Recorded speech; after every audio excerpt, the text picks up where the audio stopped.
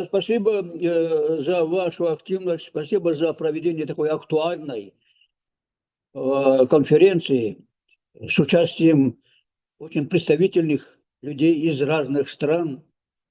Вообще, то, что вы вот эту тему затронули сегодня, нам показывает, что заниматься этой ситуацией нужно всем, независимо от конфессиональной, политической, национальной принадлежности. Я дагестанец.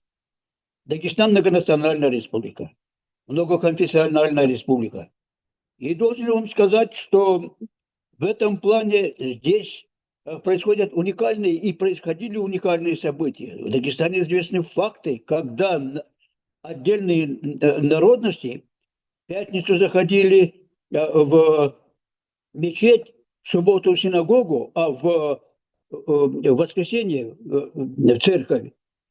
И вот такое отношение, межконфессиональное отношение, добротное отношение ко всем религиям на фоне вот этого чудовищного отношения к православной религии, которую мы видим на Украине, вызывает, чтобы об этом говорили все время и очень-очень много.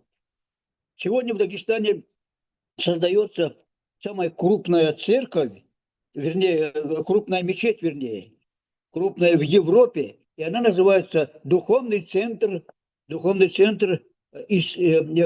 Исы, Духовный центр Иисуса Христоса.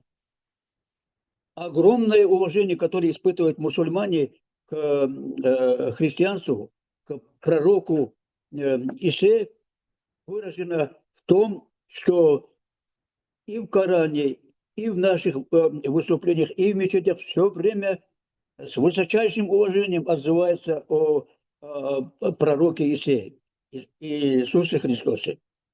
Откуда это? Дело в том, что мы с давних пор, вообще народы Кавказа, особенно многонационального Дагестана, существует культ гостя. Откуда бы он ни был, независимо от его веры, в первую очередь, это гость. Все мы друг для друга гости, заселяющие этот великий наш дом, земной шар. С древних времен верят, что принять гостя – это великая честь для хозяина дома. Гости готовы были принять в любое время, суток, днем или ночью. Гостеприимство стало настолько распространенной из-за особенностей нашего горного края, а также культурных и торгово-экономических взаимоотношений между соседями и отдаленными между собой районами Дагестана. Еще с давних времен путники, которые уезжали по важным делам, часто не успевали выполнять их за один день и вернуться обратно. Они вынуждены были думать об элементарных удобствах для ночлега. Путником мог быть каждый, независимо от религии.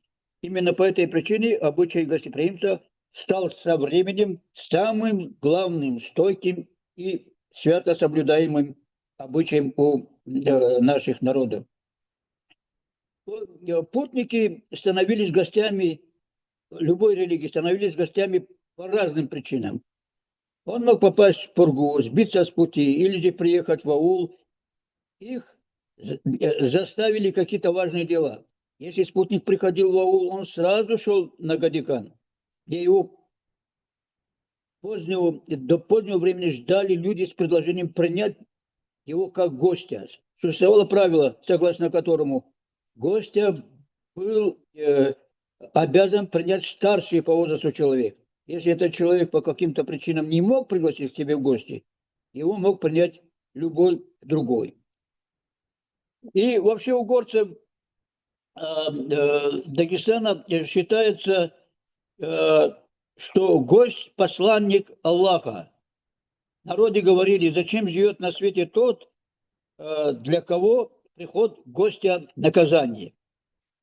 В этой связи я хотел бы обратить внимание на то, что в гостеприимство в Дагестане стало распространенным из-за особенностей горного края и по религиозным факторам.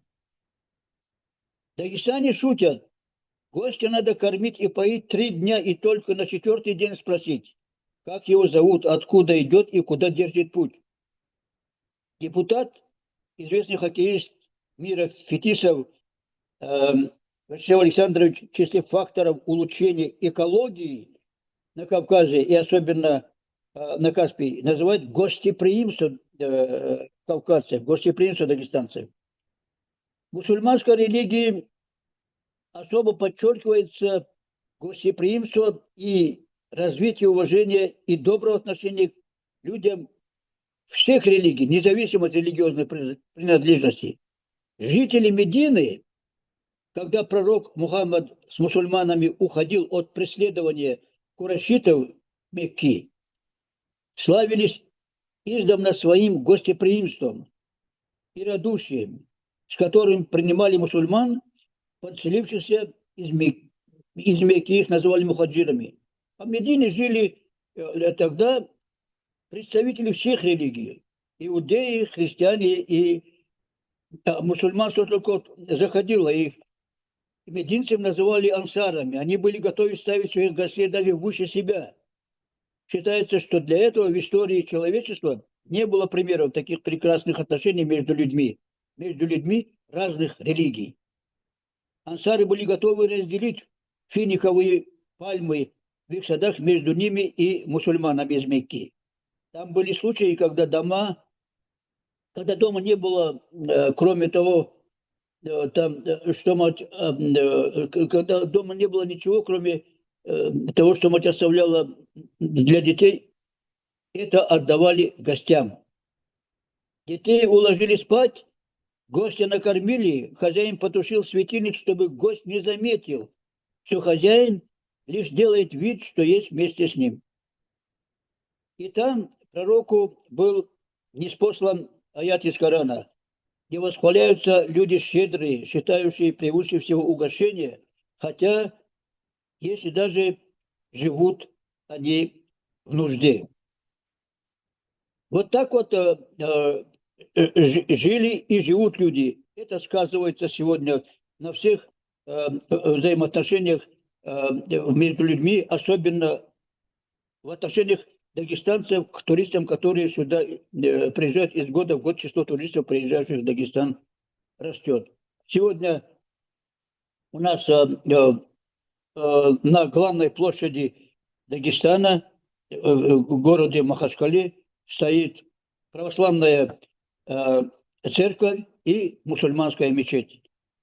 Такое отношение к религиям, какое имеет место в Дагестане, описывают сейчас и ученые, и различного рода журналисты, хотя отдельные проявления, которые мы последние годы замечали, бывают, но это связано с тем, что Запад работает против религиозного, так сказать, сотрудничества между народами. Доллар делает свое грязное дело и здесь.